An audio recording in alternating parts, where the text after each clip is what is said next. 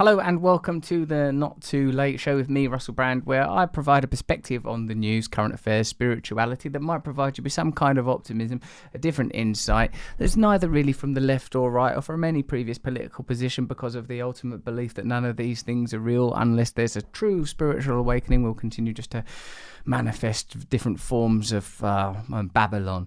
So today we're talking about the racism at the football last night, England versus Bulgaria. It was a qualifier, wasn't it, in Sofia, Bulgaria, and it was twice halted because of racist abuse that aimed at Tyrone Mings, Raheem Sterling and Marcus Rashford. Is football specifically and particularly racist, more racist than other aspects of culture?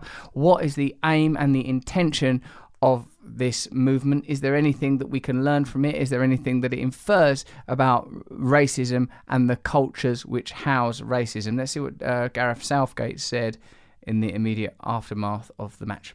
I'm incredibly proud of all of the players and all of the staff. I don't think, of course, we could be criticised for not going far enough, but I think we've made a huge statement, and frankly, we were in an impossible situation to get it right to the satisfaction of everybody.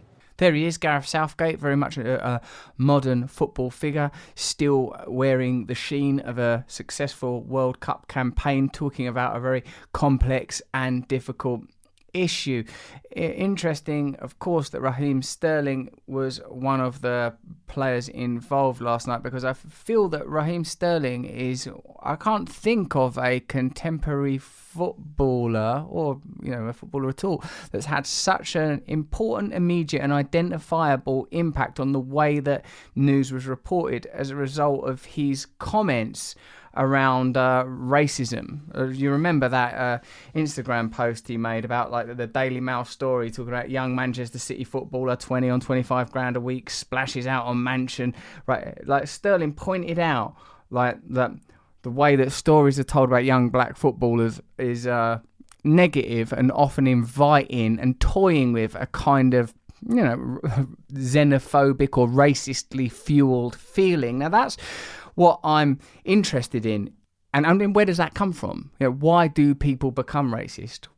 These attitudes don't exist in a vacuum. Where does nationalism come from? Where do these ideas originate from? Who creates them? Who proliferates them? Who edifies people with racist views? And I would say these are broader cultural ideas. And when you get a situation like, do you remember that them Chelsea fans getting banned for racist chanting? Again, don't be racist. Racism wrong. We know racism is wrong. But when you blame individuals, there's a tendency to simultaneously exculpate the broader culture.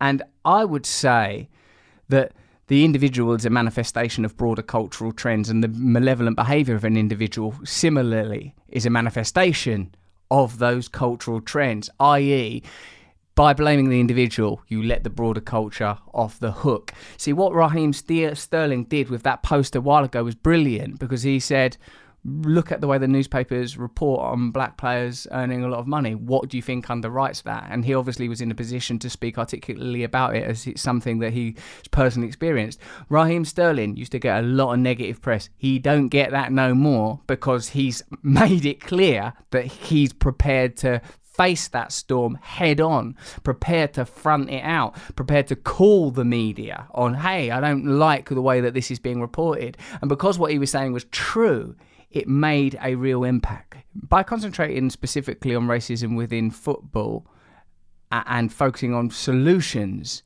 in football, I feel that there's a risk of not acknowledging the true price and consequences of racism. Just briefly, that when we spoke to Kindy Andrews, the professor of Black Studies for Under the Skin, the podcast I do, he pointed out that he believes in a kind of global black movement, because racism is a global issue that requires a kind of consolidation of black identity.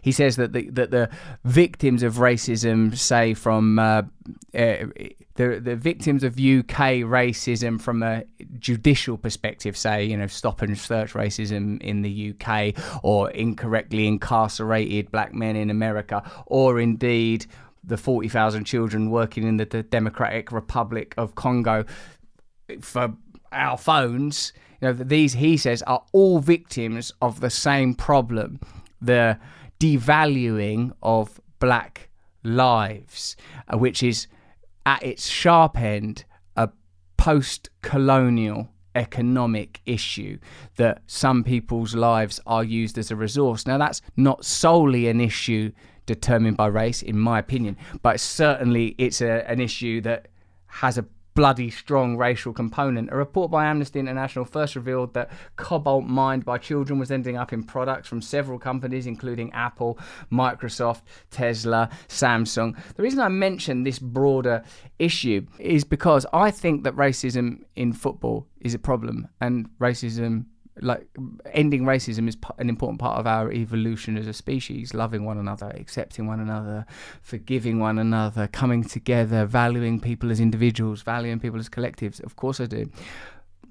But by myopically focusing on one aspect of racism, there's a real problem with neglecting what I would call the sharp end and the business end of racism, masking not the real problems, because no one wants Danny Mings or Raheem Sterling or any person of colour to experience negativity. It's unacceptable.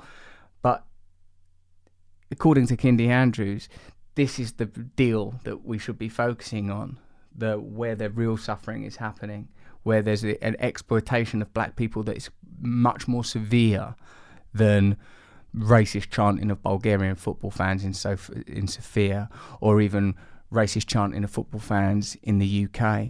A problem that is a subtler symptom of a deep endemic problem that can only be resolved by challenging the interests of the powerful, i.e. what if it was illegal to have 40,000 children working in the Democratic Congo? Who's that going to affect? It's going to affect firstly those organisations, and it's going to affect the consumer because those products will become more expensive.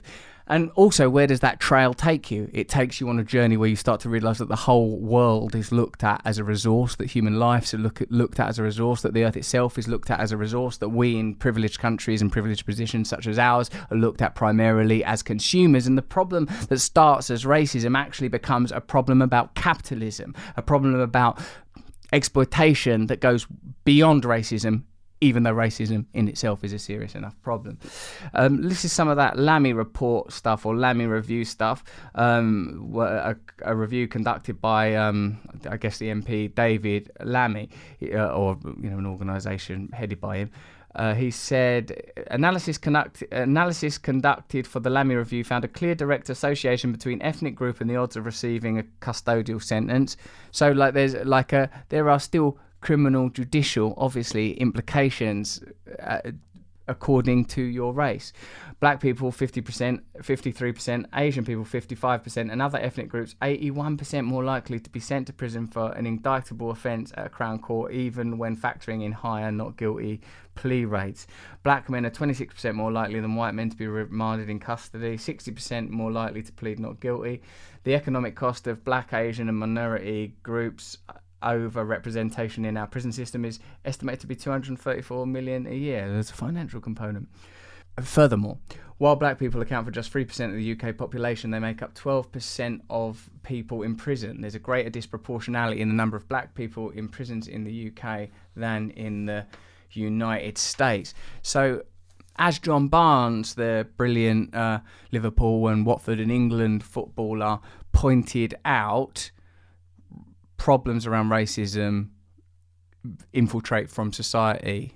They don't bleed out from football. One of my concerns is that there are totemic issues that are selected as sort of flagship ideas to be sort of promoted and pushed at the expense of tackling issues that affect the most vulnerable and the largest number of people. And I feel that this story around racism, which I condemn in all its forms, obviously, is a good way of tracking that. That the focus, of course, should be on not having racist chanting at football matches, but similarly, what's causing racism? Where are these ideas coming from?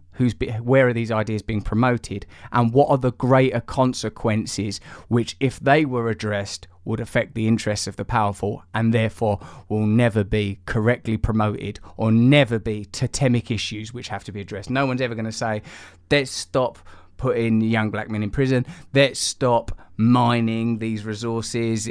So for me, it's what the objective of this piece is to tie together these ideas, so this more liberally palatable aspect of racism, if we can say such a thing, is not promoted at the expense of other issues around race.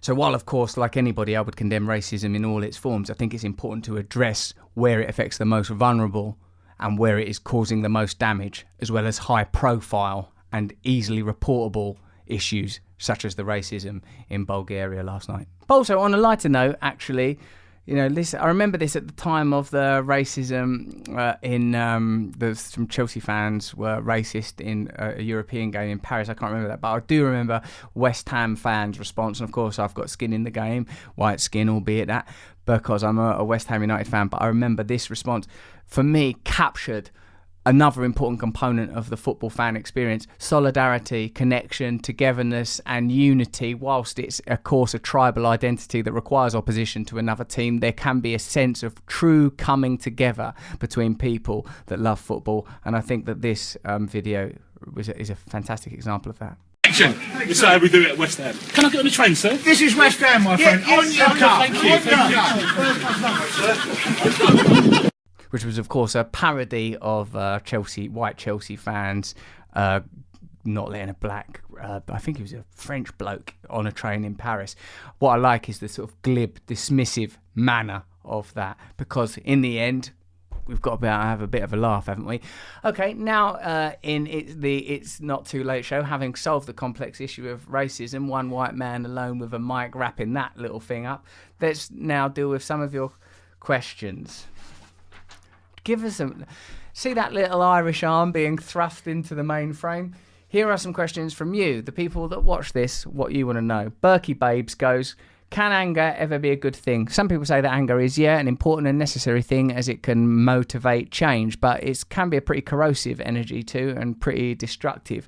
Sometimes anger can be used to motivate you out of apathetic fear states, passive fear states. It can be an important revolutionary force, but I would imagine that, like methadone, it's something that's a bit of a stopgap, something that needs to be ultimately moved beyond. Don't live in anger for too long, would be my opinion.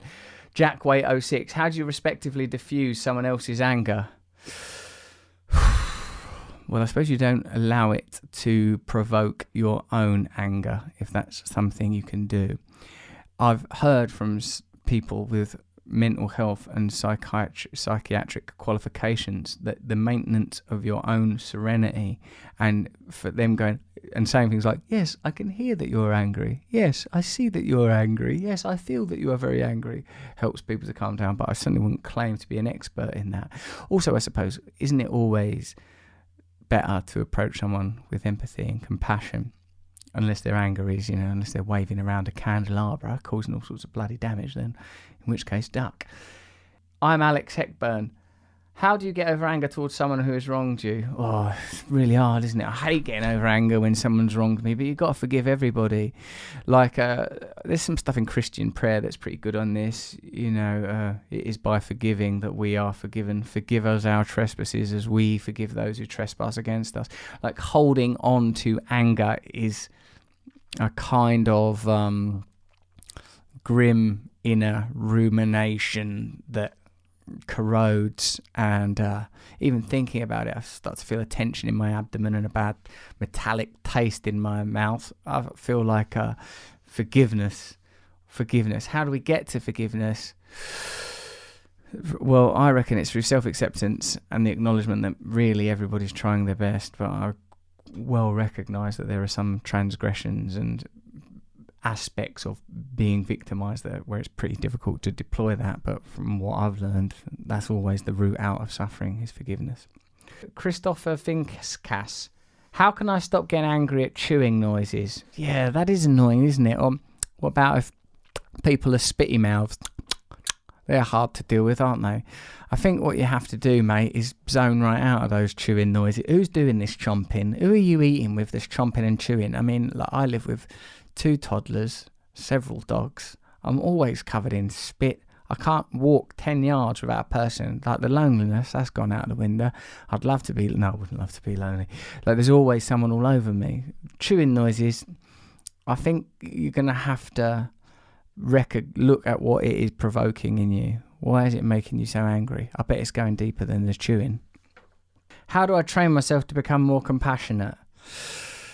Meditation does genuinely help. And by learning, I feel like anyone, even the people that you find most provocative and difficult, if you were to know enough about them, you would see their vulnerability and their pain, because human beings are fragile things that are going to die. And that vulnerability,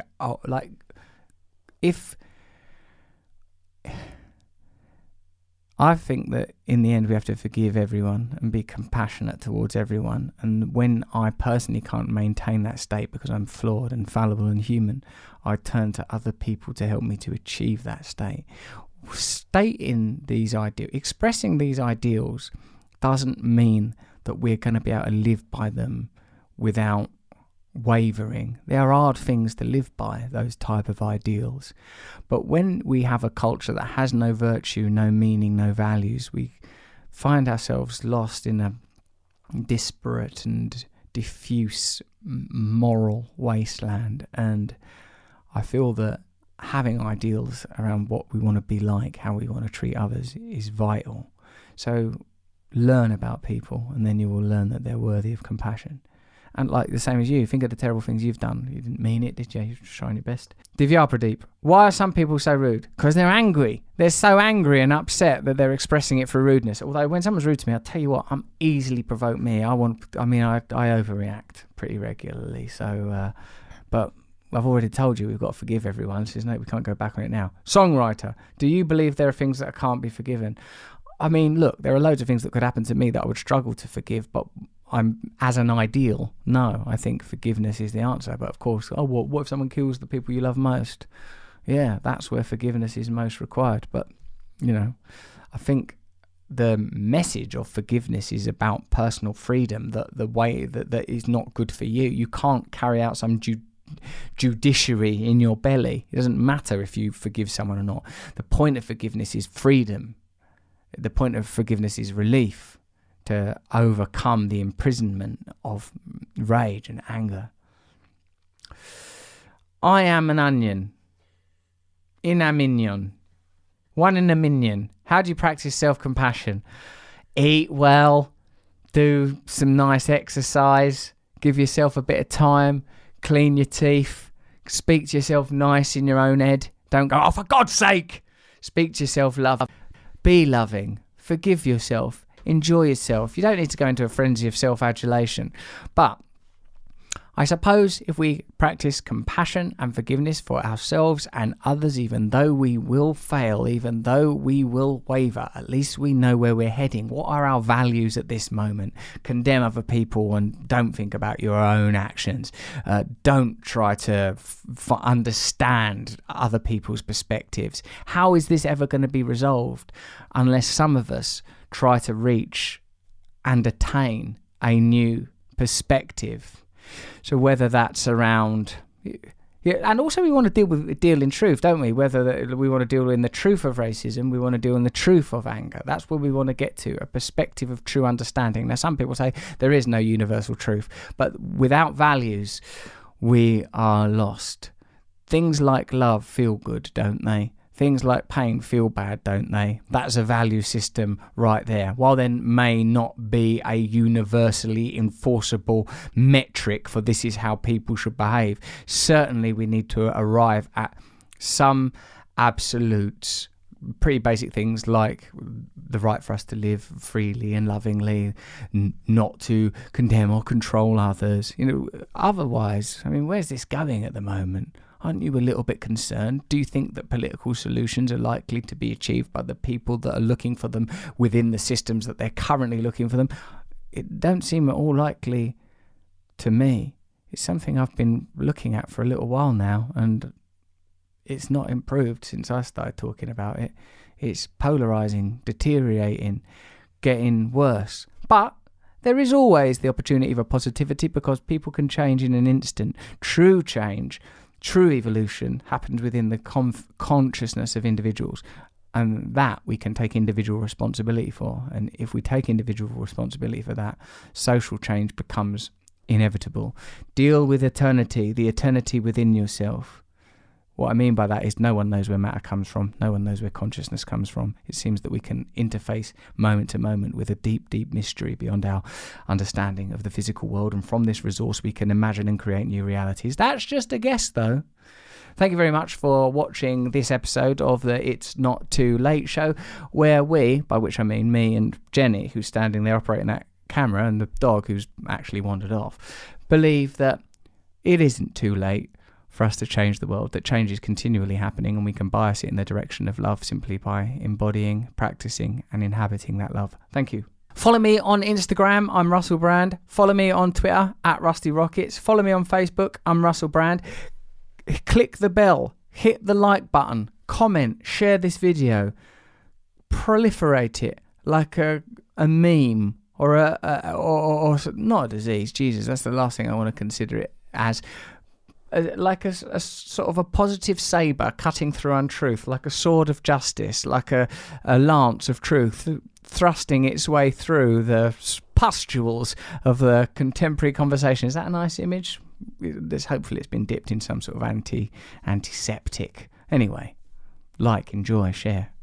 Those are basically those are key messages for life in general. Like, enjoy, share.